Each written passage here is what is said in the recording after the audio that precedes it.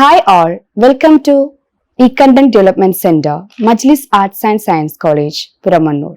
I am Yasmin, Assistant Professor, PG Department of English. Here, I am going to discuss about a beautiful poem, The Thought Fox by Ted Hughes. This poem is a part of first semester common course, Litmosphere, the World of Literature. By watching this video, the learner will be able to analyze the theme and pattern of the poem. Let's see the author, Ted Hughes. He was born on 17th August 1930. Awards and honors, Costa Book Awards 1998 and 1997.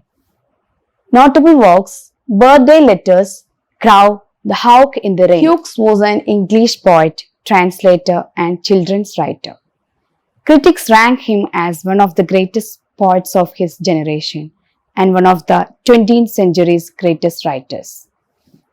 He was appointed Poet Laureate in 1984 and held the office until his death. The Times ranked Hughes fourth on its list of 15 greatest British writers since 1945.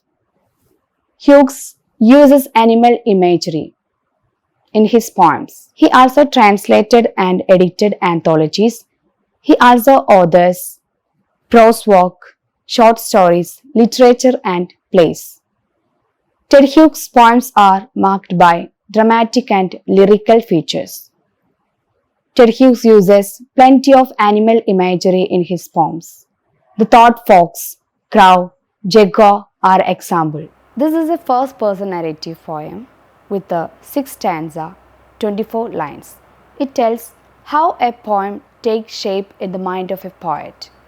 Here, Ted Hughes uses a powerful animal imagery, an imagery of a fox. Here, the fox is a symbol of thought or an idea. Just go through the text. I imagine this midnight moment's forest. Something else is alive beside the clock's loneliness and this blank page where my fingers move. The speaker, most likely the poet himself, sits alone in front of his desk with a blank page. The poet was surrounded by a forest. Here, the poet uses powerful image of forest to express his loneliness at midnight.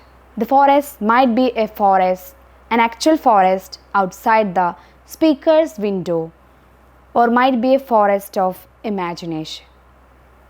The speaker feels that something is alive beside the clock. Here the poet personifying the clock as lonely and implies that there is no other sound apart from its ticking. Second stanza. Through the window, I see no star. Something more near, though deeper within darkness, is entering the loneliness. Looking out through the window, the speaker does not see any star in the night sky, but he feels that there is something that is approaching him in his isolated state through the darkness. Now the poet sits alone at night. He was laboring over his poem. He feels the stirring of an idea. Third stanza. Cold delicately as the dark snow, a fox's nose touches twig leaf.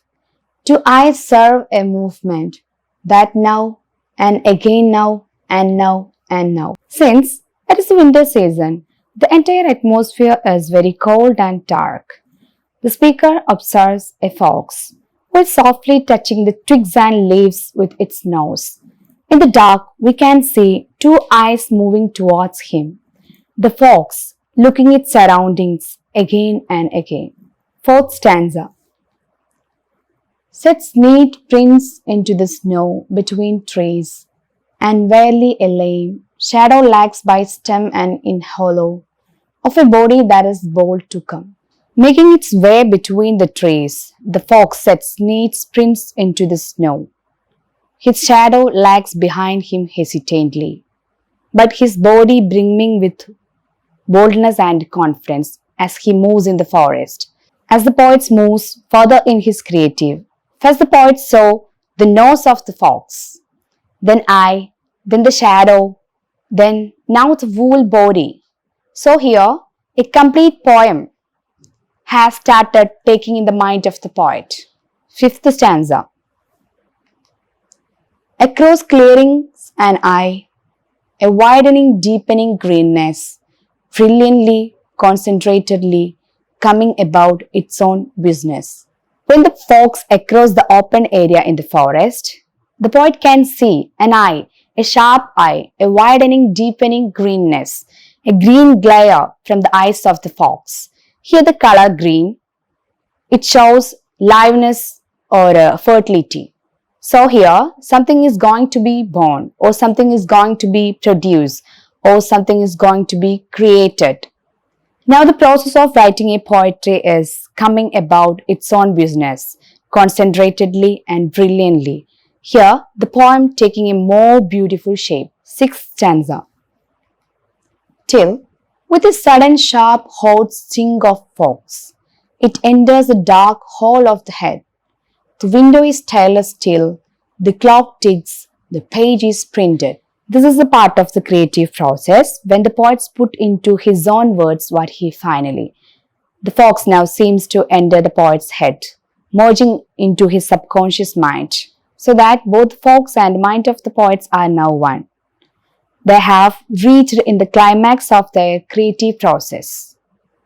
The sting, the hot sting of the fox engulfs the poet's senses, filling the dark hole in his head. In the last two lines, the poet turned his attention back to the real world, finding that no change has occurred in his physical surroundings. The night is still starless, the clock is still ticking it. But something inside him has changed, undergone a complete transformation, which can be seen on the blank paper, which is now printed by his words. The creative process of writing a poetry is now completed. The Thought Fox is a marvelous poem by Ted Hughes.